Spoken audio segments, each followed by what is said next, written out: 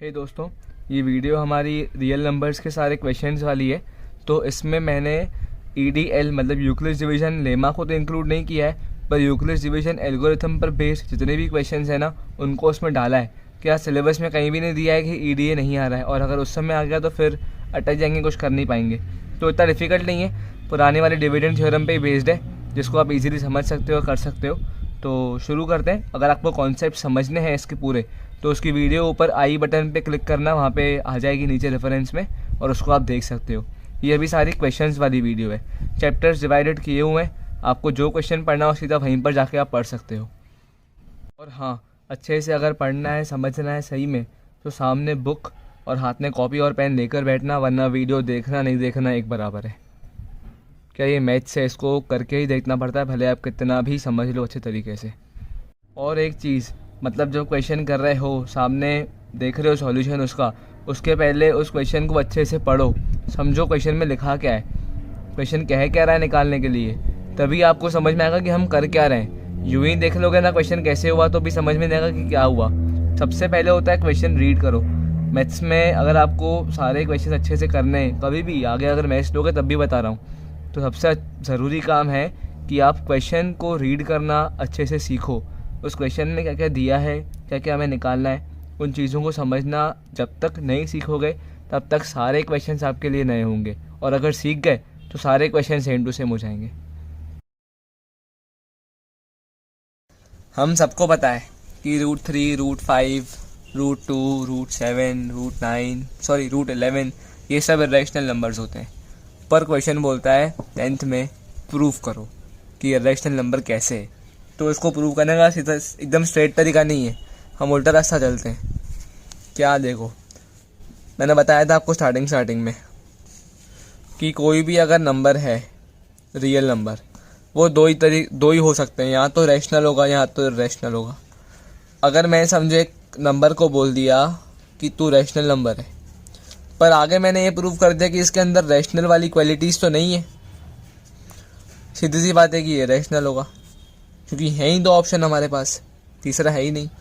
कोई नंबर, कोई real number अगर रैशनल नहीं हुआ तो रैशनल ही होगा ना। अगर मैं कहूँ कि आसमान में सूरज नहीं है, मतलब क्या, चांद ही होगा ना। और कहूँ चांद नहीं है, मतलब क्या, सूरज ही होगा ना।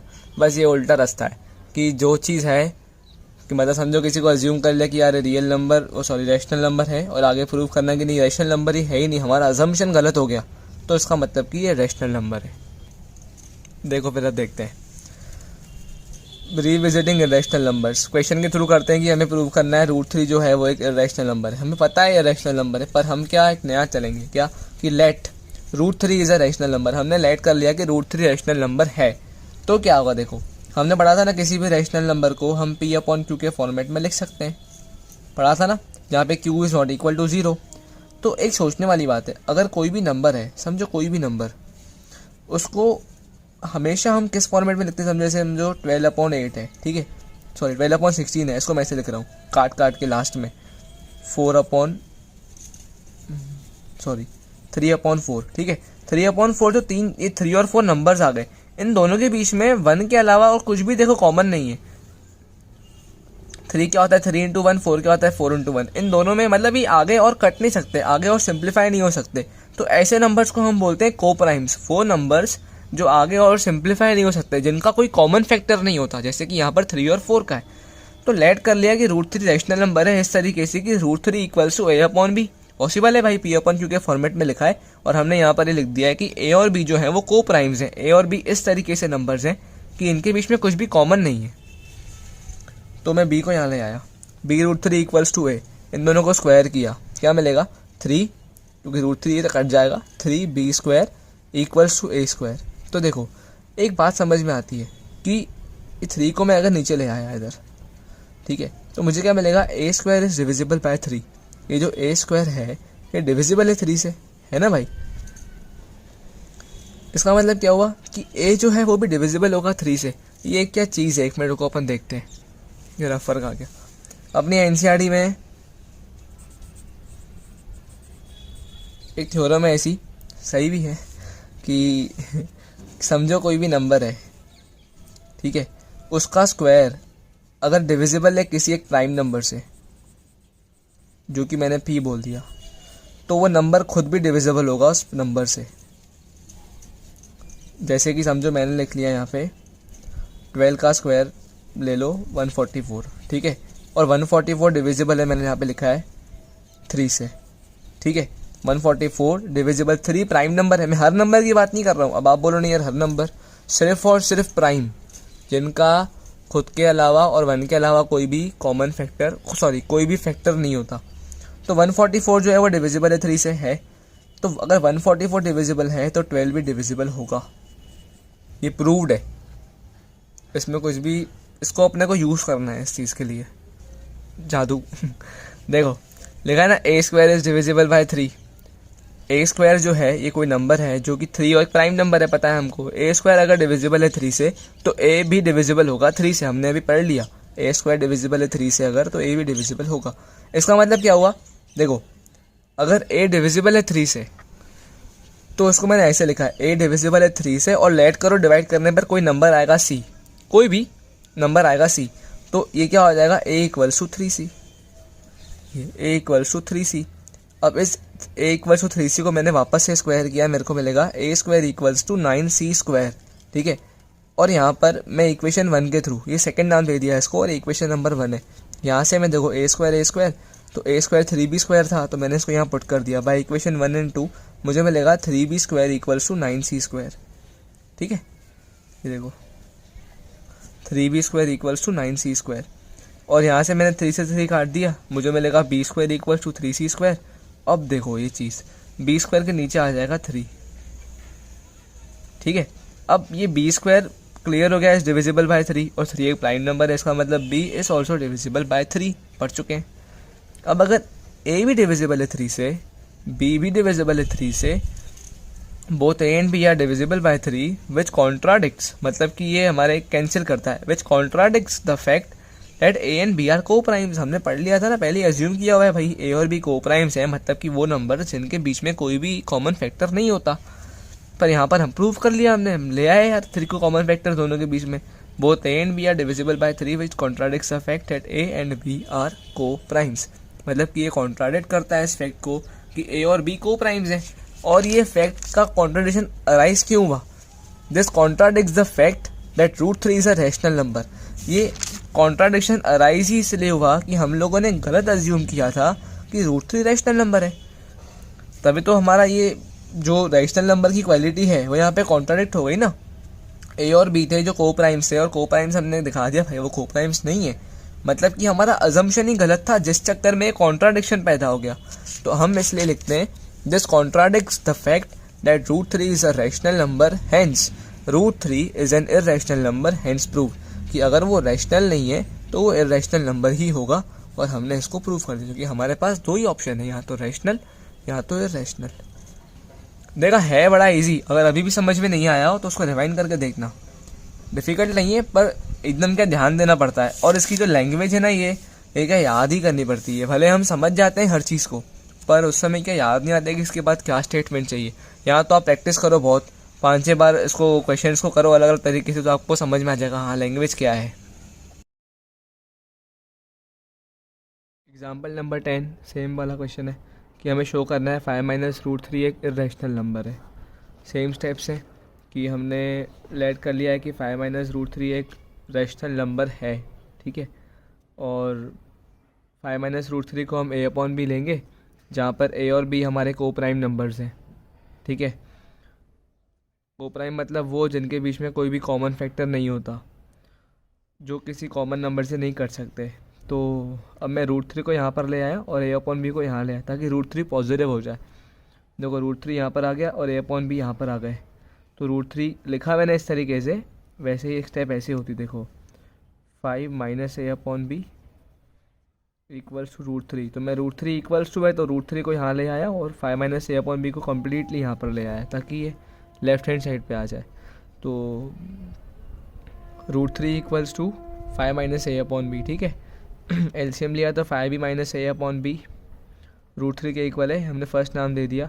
अब देखो 5b a, ये तीनों के तीनों रैशनल नंबर्स हैं, इसका मतलब ये हुआ कि 5b minus a upon b भी एक रैशनल नंबर होगा। क्यों? क्योंकि हम जब कभी भी किसी रैशनल नंबर को किसी दूसरे रैशनल नंबर से ऐड करते हैं, सब्ट्रैक्ट करते हैं, मल्टीप्लाई करते हैं, डिवाइड करते हैं, हमेशा रैशनली आंसर आता है। जब किसी इर्रेशनल नंबर को हम किसी रैशनल नंबर से ऐड करते हैं, सब्ट्रैक्ट करते हैं, मल्टीप्लाई करते हैं, डिवाइड करते हैं, हमेशा एक इर्रेशनल नंबर ही मिलता है। पर ये होता है कि जब कभी इर्रेशनल नंबर को किसी दूसरे इर्रेशनल नंबर से ऐड, सब्ट्रैक्ट, मल्टीप्लाई, डिवाइड करते हैं तो आंसर होता है मे बी, कि यार रैशनल भी हो सकता है, इर्रेशनल भी हो सकता है, कुछ कह नहीं सकते। तो ये दो मेन ध्यान करने के। वैसे ही देखो, यहाँ पर हमने सारे रैशनल नंबर्स को मल्टीप्लाई किया है, सब्ट्रैक्ट किया है, डिवाइड किया है, तो ये क्योंकि तीनों रैशनल नंबर हैं तो इस चक्कर में ये भी रैशनल नंबर हुआ। पर हमको ये तो पता है कि √3 रैशनल नंबर होता है और बीच में =2 है, तो ये पॉसिबल ही नहीं है। But this contradicts our fact that √3 is an irrational number.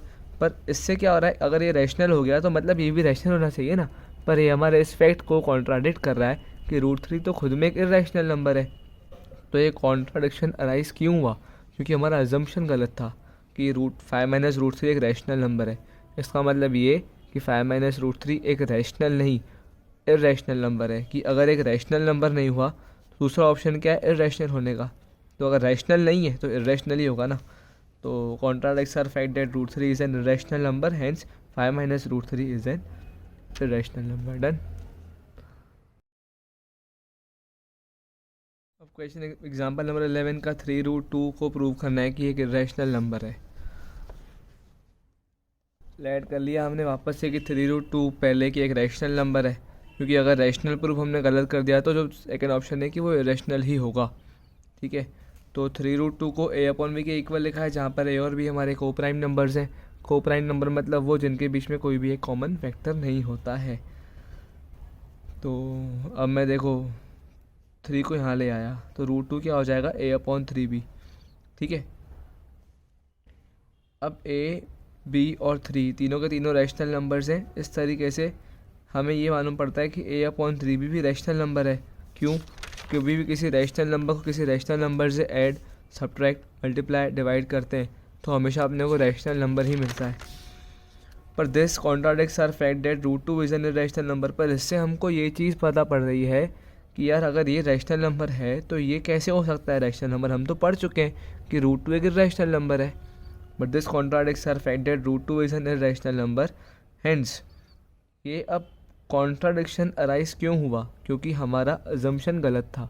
इसका मतलब कि 3√2 एक रैशनल नंबर नहीं है, क्योंकि ये तो हमारे इस फैक्ट को कॉन्ट्राडिक्ट कर रहा है। इसका मतलब क्या हुआ कि 3√2 इज़ एन इरेशनल नंबर।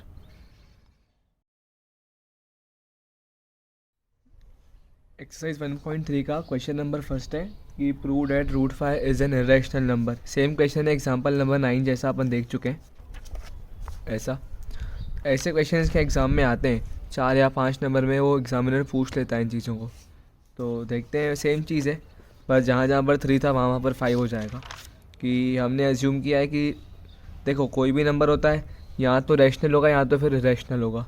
ठीक है, अगर मैंने किसी नंबर को रैशनल एज्यूम किया और मैं ये प्रूव करने में गलत हो गया कि यार रैशनल नंबर तो नहीं, क्योंकि इसमें रैशनल वाली क्वालिटीज़ ही नहीं है, तो सीधी सी बात है कि वो इरेशनल नंबर ही होगा। ठीक है, अगर रैशनल नहीं तो इरेशनल ही होगा। तो वही करना है, पहले हमको इसको √5 को एक रैशनल नंबर एज्यूम करना है, फिर हमें अपनी ही बात को गलत प्रूफ करना है कि नहीं हमारा अजम्पशन गलत है। और अगर हमारा अजम्पशन गलत हो गया इसका मतलब कि वो नंबर जो है वो इरेशनल नंबर है। ठीक है, तो वही करेंगे, let √5 is a rational number. तो कोई भी रैशनल नंबर हमने सीखा है P/Q के फॉर्मेट में अपन लिख सकते हैं। और एक और चीज़, जो ये P/Q होते हैं ना, इनको हम आखिर तक अगर सॉल्व करते हैं, समझो जैसे कि मेरे पास है 8/12, इसको मैं काट रहा हूँ 4 से, मुझे मिलेगा 2/3। तो ये 2 और 3 आ गए। अब देखो 2 और 3 आगे और नहीं कट सकते, मतलब कि इनका कोई भी कॉमन फैक्टर नहीं है। तो ऐसे नंबर्स को बोलते हैं कोप्राइम। कोप्राइम नंबर्स वो होते हैं जिनके बीच में कोई भी कॉमन फैक्टर नहीं होता, जिनके बीच में कोई भी ऐसा नंबर नहीं होता है जो इन दोनों को ही काट सके। ठीक है, तो अब √5 था तो मैंने इसको a/b माना है, P/Q के फॉर्मेट में लिखा है इस तरीके से कि a और b कोप्राइम्स हैं और b हमारा 0 नहीं है। ठीक है, तो अब मैं b को यहाँ ले आया, b √5 = a। तो स्क्वायरिंग के दोनों तरफ मेरे को मिलेगा 5, रूट हट जाएगा, 5b² इक्वल्स टू a², इसको मैंने फर्स्ट मान लिया। अब देखो मुझे क्या मिल रहा है इसे, a² 5 इक्वल्स टू b²। ये 5 को नीचे ले आया तो कि मैं a² को डिवाइड कर रहा हूँ 5 से, मेरे को b² कुछ नंबर मिल रहा है। एक थ्योरम है NCERT में, अपन ने प्रूफ की है पुरानी वाली वीडियो में कि जब भी कोई नंबर को हम किसी प्राइम नंबर से, मतलब जब भी हम किसी भी नंबर के स्क्वायर को, जैसे यहाँ पे a² है, किसी प्राइम नंबर से डिवाइड करते हैं तो वो नंबर भी उसी प्राइम नंबर से डिविजिबल होगा। मतलब अगर a² डिविजिबल है 5 से तो a भी डिविजिबल होगा 5 से। Hence a² is divisible by 5, ठीक है। सो a is also divisible by 5। समझ में आया? हमने ये बता दिया कि यार a² अगर डिविजिबल है 5 से तो a भी डिविजिबल होगा। अगर a डिविजिबल है 5 से, समझो a/5 मैंने लिखा, तो कुछ ना कुछ समझो आंसर C आना होगा, कुछ भी समझो। अच्छा एग्जांपल को लेके देखें तो समझो जैसे मैंने एक नंबर लिया 12, ठीक है, और मैं कहता हूँ कि भाई इसका स्क्वायर क्या हो जाएगा 144। अब मैंने लिखा है कि 144 अगर डिविजिबल है किसी प्राइम नंबर, समझो कि 2 से, है कि नहीं, डिविजिबल है ना। अगर a² डिविजिबल है किसी प्राइम से तो a भी डिविजिबल होगा। देखो 12 भी डिविजिबल है 2 से। अब जब हम 12 को 2 से काटेंगे तो हमको 6 मिलेगा ना।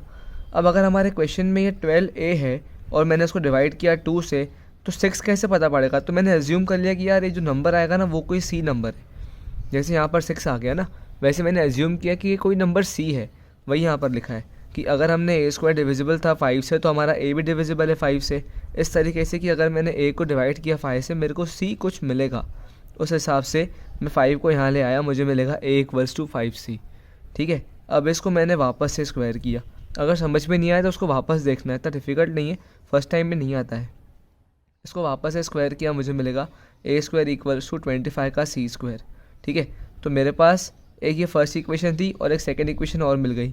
अब देखो a² 5b² के इक्वल था तो मैंने इसको यहाँ पुट कर दिया a² की जगह पे। By equation first and second मुझे मिला 5b², ठीक है, यहाँ पुट कर रहा हूँ, इक्वल्स टू 25c²। अब 5 को यहाँ नीचे लेके आप काटोगे, आपको मिलेगा 5, तो ये बन जाएगा b² इक्वल्स टू 5c²। अब देखो ये सेम ये वाली कहानी जो है ना इधर बन गई है अलग तरीके से। यहाँ मेरे को मिल गया है b² अपॉन में 5 इक्वल्स टू C², ठीक है। अब मतलब क्या हुआ कि कोई b² अगर नंबर है 5 प्राइम नंबर है तो वही सेम चीज़ कि अगर b² डिविजिबल है 5 से तो b भी डिविजिबल होगा 5 से, होगा नहीं होगा, अपन सीख चुके हैं अभी। तो अगर a और b, अब देखो पहले हमने प्रूव किया कि a डिविजिबल है 5 से, फिर हमने प्रूव कर दिया b भी डिविजिबल है 5 से।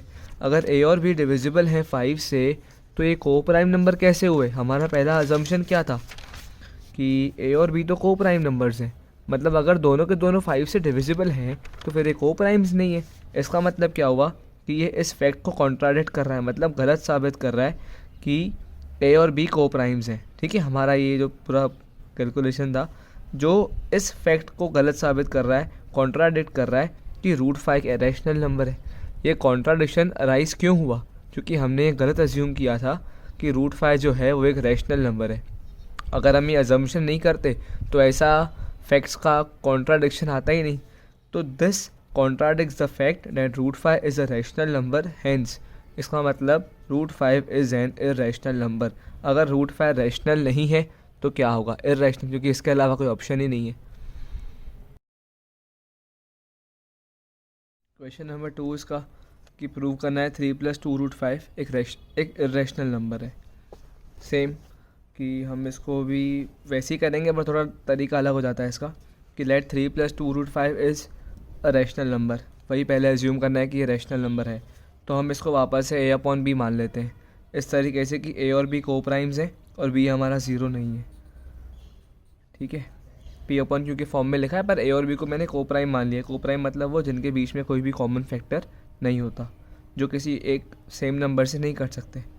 तो 2 √5 इक्वल्स टू a/b - 3 हो गया, ठीक है।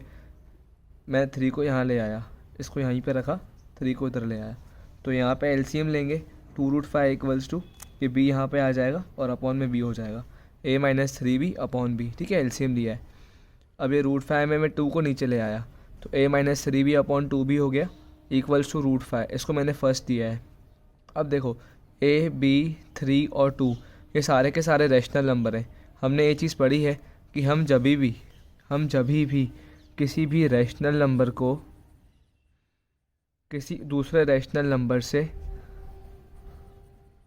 ऐड करते हैं या फिर हम उसको सब्ट्रैक्ट करते हैं या मल्टीप्लाई करते हैं या डिवाइड करते हैं, हमें आंसर हमेशा ही रैशनल मिलता है। ठीक है, पर अगर हम कभी किसी इर्रेशनल नंबर को किसी रैशनल नंबर से ऐड करते हैं, डिवाइड माइनस करते हैं, मल्टीप्लाई करते हैं, डिवाइड करते हैं, हमें हमेशा आंसर इर्रेशनल नंबर ही मिलता है। और इर्रेशनल में जब हम इर्रेशनल को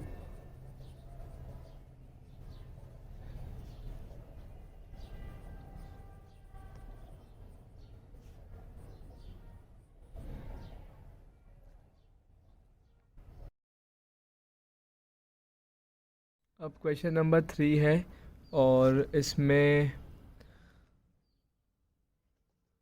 पार्ट 1/√2 को प्रूव करना है कि ये एक इरेशनल नंबर है। सिंपल देखो, 1/√2 से हम डरना मत, क्या सेम ही क्वेश्चन है, बस एक चीज़ नहीं होती है इसमें, वो भी समझो एक कोइंसिडेंस ही है कि 1/√2 को रैशनल नंबर माना है तो हमने इसको a/b के इक्वल लिख दिया। क्योंकि अगर हमने इसको रैशनल प्रूव नहीं किया, हमने कहा कि ये रैशनल नहीं है तो मतलब कि ये रैशनल होगा, दूसरा कोई ऑप्शन ही नहीं है। तो 1/√2 एक रैशनल नंबर है इस तरीके से कि a/b को प्राइम्स हैं और b 0 के इक्वल नहीं है। ठीक है, a/b के फॉर्मेट में लिखा है p/q के फॉर्म में। ऐसे को प्राइम मतलब वो नंबर जिनके बीच में कुछ भी कॉमन फैक्टर नहीं होता, मतलब कि कुछ भी नंबर ऐसा नहीं है जो इन दोनों नंबर्स को काट सके, जैसे कि 2/3 दोनों किसी भी नंबर से नहीं कट सकते। और हर रैशनल नंबर आखिर में मतलब छोटा होते होते आखिर को प्राइम बन जाता है।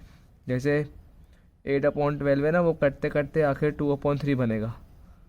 ठीक है, तो 2/3 क्या है, वो को प्राइम नंबर्स हो गए। तो अब देखो यहाँ लिखा मैंने b और √2 को यहाँ ले आया, b = a√2, डन। अब b = a√2 हो गया, इसको मैंने स्क्वायर किया, स्क्वायर करने मेरे को मिलेगा b² = 2a², जिसको मैंने फर्स्ट नाम दे दिया। अब इससे क्या मालूम पड़ रहा है कि b² को जब मैं 2 से डिवाइड कर रहा हूँ तो मेरे को a² कुछ मिलेगा। देखो 2 को नीचे ले आया तो मतलब कि b² डिविजिबल है 2 से, क्योंकि हमको a² कुछ वैल्यू मिल रही है ना। अगर b² डिविजिबल है 2 से मतलब कि b भी डिविजिबल होगा 2 से। हमने देखा था कि कोई भी नंबर होता है अगर वो किसी प्राइम नंबर से डिविजिबल है तो उसका स्क्वायर भी डिविजिबल होता है। जैसे 12 था, वो डिविजिबल है और उसका स्क्वायर है 144, समझो ये b है, ये b² है। अब 144 डिविजिबल है 2 से तो 12 भी डिविजिबल है ही ना, दिख ही रहा है, 12/2 6 होता है। अब देखो b²/2 से क्या आ रहा था अपने को a², तो b/2 से भी क्या आंसर आ रहा है, 6 आ रहा है ना। 12/2 से क्या आंसर आ रहा है, 6 आ रहा है ना। अब ये 6 तो ठीक है, पता है मेरे को, क्योंकि 12 की वैल्यू मुझे मालूम थी, पर क्योंकि मेरे लिए यहाँ पे 12 जो है वो b है, तो ये क्वेश्चन में मेरे लिए ये b है। b is also divisible by 2, ये b डिविजिबल है 2 से। जैसे मुझे यहाँ पे काटने पे 6 मिल रहा है, वैसे मुझे कुछ ना कुछ तो आंसर मिलेगा ना। अगर b की कुछ भी वैल्यू होगी तो मैं उस वैल्यू को c मान लेता हूँ। ठीक है, जिससे मुझे क्या मिलेगा, b = 2c। ठीक है, देखो b/2 c के इक्वल मिला, this implies that b = 2c। अब इसको मैंने स्क्वायर किया तो मुझे मिलेगा b² = 4c²। स्क्वायर करने के बाद फर्स्ट इक्वेशन था कि b² 2a² के इक्वल है और सेकेंड इक्वेशन कहती है कि b² 4c² के इक्वल है। तो मैं b² की जगह पे यहाँ पे 2a² पुट कर दूंगा फर्स्ट। मुझे मिलेगा 2a² = 4c², जिससे मेरे को मिलेगा a² = 2c², 2 से 4 कट गया। ठीक है, अब क्योंकि a डिविजिबल, देखो अब a²/2 हो गया = c² के। एग्ज़ाम में नहीं करना है, समझा रहा हूँ कैसे होता है। a² क्योंकि डिविजिबल है 2 से तो a भी डिविजिबल होगा ना 2 से। अभी देखा, अब इससे क्या हुआ, a भी डिविजिबल है 2 से 5 और b भी डिविजिबल है 2 से, यही मालूम पड़ता है ना। पर हमारा ये अजम्पशन नहीं था, हमने अज्यूम किया था कि a और b को प्राइम्स हैं, और को प्राइम मतलब वो जिनके बीच में कुछ भी कॉमन फैक्टर नहीं होता। a and b both are divisible by 2, but this contradicts our fact, the fact that a and b are coprimes. हमारे इस फैक्ट को कॉन्ट्राडिक्ट कर रहा है ये पॉइंट कि a और b को प्राइम्स है। अगर वो को प्राइम होते तो इनके बीच में कुछ भी ऐसे कॉमन नंबर नहीं आता जो इन दोनों को डिवाइड कर सके। तो ये कॉन्ट्राडिक्शन क्यों आया, क्योंकि हमारा अजम्पशन गलत था। This contradicts the fact that 1/√2 is a rational number. 1/√2 एक रैशनल नंबर है इस चीज़ को ये चीज़ गलत साबित कर देती है। इसका मतलब क्या हुआ कि अगर वो रैशनल नहीं हुआ तो इर्रेशनल नंबर है, hence 1/√2 is an irrational number. Normal questions में पहले a इज़ डिविजिबल बाय 2 आता है, सॉरी पहले a इज़ डिविजिबल बाय कोई भी नंबर आता है जो रूट में दिया है, जैसे यहाँ पे 2 था, फिर आता है b is also divisible by 2। पर क्योंकि यहाँ पे रेसिप्रोकल किया हुआ था नंबर का, इसलिए पहले b अपन ने प्रूफ किया डिविजिबल है, फिर हमने a प्रूफ किया डिविजिबल है, और कुछ नहीं, सेम क्वेश्चन है। एक्सरसाइज नंबर 1.3 का क्वेश्चन नंबर 3 है ना, इसका पार्ट 2, 7√5 को प्रूव करना है कि ये रैशनल नंबर है। थोड़ा मैंने क्या एग्जांपल नंबर 11 में इसको एडजस्ट कर लिया, एक बार समझने की कोशिश करना। देखो हमने क्या किया, let 7√5 is a rational number, हमने लेट कर दिया कि भाई पहले ये जो है ना एक रैशनल नंबर है, अगर रैशनल नहीं हुआ तो इर्रेशनल होगा, सीधी सी बात है। हम ये प्रूव कर देंगे कि यार रैशनल नंबर तो नहीं है, तो मतलब क्या हुआ कि इर्रेशनल है। तो हम अगर इसको रैशनल नंबर मान रहे हैं तो हमने इसको a/b के इक्वल लिया है। जैसे a और b को प्राइम से मतलब वो नंबर जिनके बीच में कुछ भी कॉमन फैक्टर नहीं होता, ऐसे कि b हमारा 0 के इक्वल नहीं है। ठीक है, 7√5 को मैंने a/b के इक्वल ले लिया। अब मैं 7 को नीचे लेके आ रहा हूँ, तो मुझे मिलेगा √5 equals to a/7b, √5 equals to a/7b। अब देखो a, 7 और b ये तीनों के तीनों रैशनल नंबर्स हैं। इसका मतलब क्या होगा कि a/7b खुद एक रैशनल नंबर होगा, है ना, क्योंकि हमने पढ़ा है कि रैशनल नंबर को कभी भी रैशनल नंबर से ऐड, माइनस, मल्टीप्लाई, डिवाइड करते हैं, हमको हमेशा एक रैशनल नंबर ही मिलता है। तो हमारा a/7b क्योंकि एक रैशनल नंबर है, तो ये √5 जो हुआ वो भी रैशनल हुआ इक्वल्स टू के चक्कर में। पर नहीं, हमको तो पता है कि ये रैशनल नंबर है, हम पढ़ चुके हैं। But this contradicts our fact that √5 is an irrational number. इस चक्कर में हमारे बीच में एक मतलब गलत चीज़ हो गई है साबित कि √5 जो है वो एक रैशनल नंबर है। बट दिस कॉन्ट्राडिक्ट्स, पर ऐसा नहीं हो सकता, जो कि ये फैक्ट है कि भाई √5 तो एक इर्रेशनल नंबर ही होता है, हम पहले पढ़ चुके हैं। तो इसका मतलब क्या हुआ, ये कॉन्ट्राडिक्शन क्यों अराइज हुआ कि हमने अज्यूम ही गलत किया था कि 7√5 एक रैशनल नंबर है। इसका मतलब क्या हुआ, hence 7√5 is an irrational number. ये क्वेश्चन 2-3 नंबर वाला है, 5 नंबर में आ जाए तो फिर पहले √5 को प्रूफ करना कि ये इर्रेशनल नंबर क्यों होता है, कैसे होता है, पर पहले कर चुके हैं। फिर इसको करना तो 4-5 नंबर में काउंट होता है, वरना 2-3 नंबर वाला क्वेश्चन है खाली है, जहाँ हमने खाली लिख लिया है कि हाँ यार √5 इर्रेशनल नंबर ही होता है। ये 1.3 का क्वेश्चन नंबर 3 का पार्ट 3, 6 + √2 है, जिसको हमें रैशनल प्रूफ करना है। तो हमने वही एज्यूम कर लिया कि ये एक रैशनल नंबर है, क्योंकि अगर रैशनल प्रूफ नहीं कर पाए तो इर्रेशनल ही होगा। तो 6 + √2 जो है वो a/b के इक्वल मान लिया, जहाँ पे a और b को प्राइम्स हैं, ठीक है, और b 0 के इक्वल नहीं है, मतलब a और b के बीच में कुछ भी कॉमन फैक्टर नहीं है, को प्राइम्स है। तो √2 को यहाँ ले आया तो मुझे क्या मिलेगा, देखो सॉरी 6 को यहाँ पर ले आया, √2 इक्वल्स टू a/b - 6, b को यहाँ पे लिखा a - 6b/b, एलसीएम लिया मतलब। तो a, 6 और b ये सारे रैशनल नंबर्स हैं।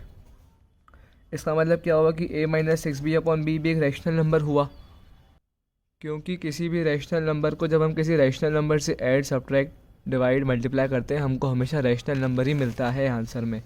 तो यहाँ पर देखो डिवाइड कर रहे हैं, सब्ट्रैक्ट कर रहे हैं, मल्टीप्लाई कर रहे हैं, तो हमें आखिर में जो आंसर मिलेगा वो एक रैशनल नंबर ही होगा। पर अगर ये रैशनल हुआ तो इक्वल्स टू के चक्कर में ये क्या हो जाएगा, इर्रेशनल नंबर, सॉरी ये हो जाएगा रैशनल नंबर, इक्वल्स टू है तो। पर हमको तो पता है ना कि √2 रैशनल नंबर नहीं होता। This contradicts our fact that √2 is an irrational number. भाई √2 एक रैशनल नंबर है, वो रैशनल के इक्वल कैसे हो सकता है। तो ये अजम्पशन हमारा गलत था, तभी तो ये कॉन्ट्राडिक्शन आया कि हमने गलत अज्यूम किया था कि 6 + √2 एक रैशनल नंबर है। इसका मतलब क्या हुआ कि hence 6 + √2 is an irrational number, क्योंकि हमने इस चीज़ को कॉन्ट्राडिक्ट कर दिया कि जो 6 + √2 है अगर वो रैशनल था तो यहाँ पर ये चीज़ गलत क्यों हो गई। इसका मतलब कि वो इर्रेशनल नंबर है। अगर आपको वीडियो पसंद आ रही है तो प्लीज़ यार लाइक, सब्सक्राइब और शेयर ज़रूर करना।